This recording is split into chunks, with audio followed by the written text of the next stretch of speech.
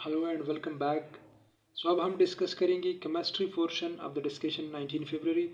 If the pOH of solution as 9 it's represent dash solution. So 1 से 6 तक जो pOH होता है, पीओएच स्केल की बात हो रही है, तो 1 से 6 जो होता है बेसिक होता है, 7 जो है वो न्यूट्रल है, और 8 से फिर आगे जो होते हैं वो एसिडिक होता है, स्ट्रांग वीक वो अलग हमने बताया था, वो लेक्चर आपने सुना होगा। पीएच पीओएच ये सारी बातें उधर होगी। तो यहाँ पर 9 है, तो इस वजह से यहाँ पर एसिडिक करेक्ट ऑप्शन हुआ। The nature of bond in diamond, diamond जो है वो कोवेलेंट है, तो इस वजह से यहाँ पर कोवेलेंट मॉलिक्यूल है, तो यहाँ पर इसका जो करेक्ट ऑप्शन हुआ वो कोवेलेंट है। और ये पास पेपर में भी आया था, इस तरह के क्वेश्चन आते हैं, इंपॉर्टेंट होते हैं, तो आपने याद करने होते हैं। फार्मूला मास ऑफ NH4 का जो फार्मूला मास है और इसका SO3, ये NH4 है और SO3 है। तो अगर आप ये देखें तो NH4 का 18 बनता है, हाइड्रोजन 1 है, नाइट्रोजन 14 है, तो ये 18 बनते हैं। 18 को 2 से मल्टीप्लाई करिए 36 बनेगा। और यहाँ पर सल्फर अगर आप देखिए 32 है, और इसके साथ ऑक्सीजन 3 जो है वो आपके साथ बनेगी 48। तो अगर ये सारे आप कैलकुलेट करें तो 116 आपके साथ आएगा, तो इसका करेक्ट ऑप्शन हुआ option C. In which of the following the carbon is sp2 hybridized? sp2 hybridized का मैंने आपको ट्रिक बताया था कि आप कैसे ये देखेंगे। तो यहाँ पर अगर आप बेंजीन में देखें, बेंजीन में हर एक कार्बन इस तरह होता है।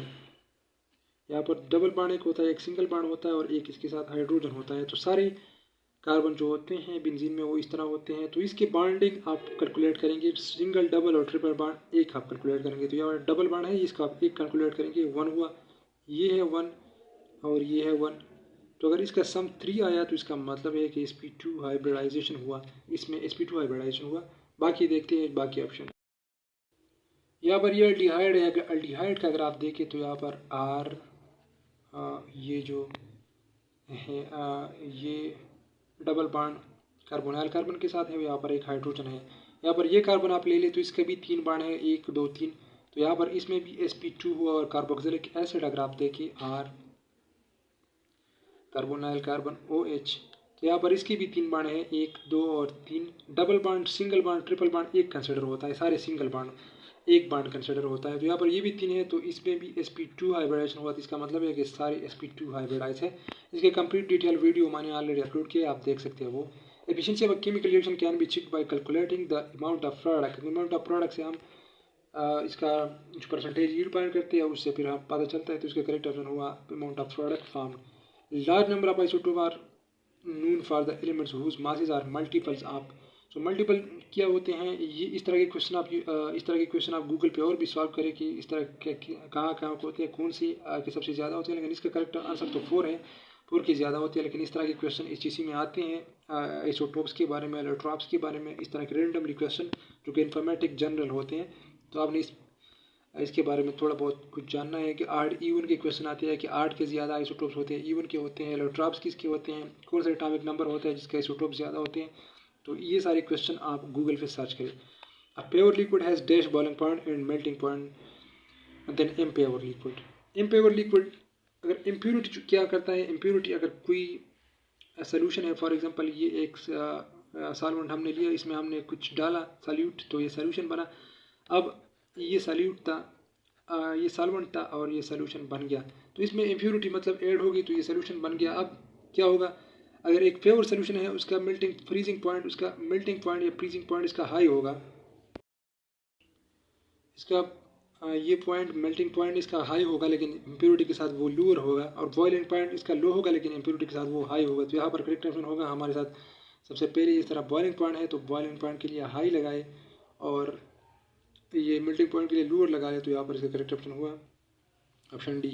Alkali metal can be obtain in the free state by electrolysis of fused salts. Fuse salt से अगर आप इलेक्ट्रोलिसिस इसके कर लें तो इससे अल्कली मेटल जो है हम फाइंड कर सकते हैं। Which of the following process allow the atom to expand. So यहाँ पर इसके करेक्ट ऑप्शन जो है वो वैन डर वाल फोर्सेस है। ये बाकी सारे फोर्सेस जो है कंट्रैक्शन करते हैं न्यूक्लियस टुवर्ड न्यूक्लियस, इलेक्ट्रॉन और प्रोटॉन के दरमियान बीच में ये जो होता है इलेक्ट्रोनेगेटिविटी और इलेक्ट्रोपॉजिटिविटी। और दूसरा यहाँ पर इलेक्ट्रिविटी पॉजिटिविटी नेगेटिविटी के दरमियान कंट्रैक्शन। यहाँ पर मेटालिक फोर्स न्यूक्लियस और क्लैप इलेक्ट्रॉन, यहाँ पर भी इस तरह रिलेशन है, तो बाकी सारी कॉन्ट्रैक्ट करते हैं। ये जो फोर्स है ये रिलैक्स करते हैं, एक्सपेंड करते हैं। Mass to charge ratio of neutron, mass to charge ratio of neutron जो है वो क्या है, मास टू चार्ज आप ले लें, तो मास टू चार्ज ले लें, मास टू चार्ज हमने लिया। अब मास क्या है, हम मास टू चार्ज भी लेंगे और चार्ज टू मास भी लेंगे। न्यूट्रॉन का क्या हमें पता चलेगा इसे क्या क्या आता है, तो मास तो इसका m लेंगे, लेकिन चार्ज इस पर 0 है और यहाँ पर चार्ज इस पर 0 है, लेकिन मास इसका कुछ है। तो anything divide by 0 is equal to infinity, anything divide by 0 is equal to infinity, and anything 0 divide by anything is equal to 0। तो ये दो फार्मूले आपने याद रखे हैं। तो 0 divide by anything is equal to 0 and anything divide by 0 is equal to infinity. तो यहाँ पर क्या पूछा है, mass to charge ratio, mass to charge ये है, तो इसका इंफिनिटी आंसर आ रहा है। तो यहाँ पर इसका ऑप्शन दूसरी पेज पे है। तो यहाँ पर इसका करेक्ट ऑप्शन होगा हमारे साथ, वो है ऑप्शन सी, इंफिनिटी।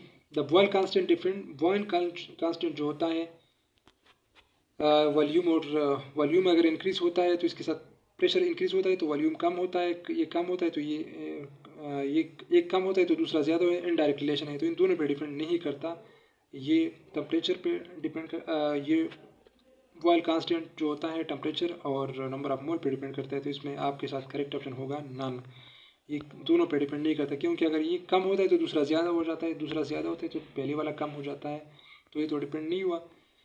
तो एक दूसरे पे डिपेंड नहीं करता, कम होता है ज़्यादा होता है तो फिर भी ये बॉयल कांस्टेंट ही रहेगा। अगर ये कम होता है तो ये ज़्यादा होगा, तो फिर बॉयल कांस्टेंट सेम रहेगा। अगर ये ज़्यादा हुआ, ये कम हो जाएगा तो फिर भी सेम रहेगा।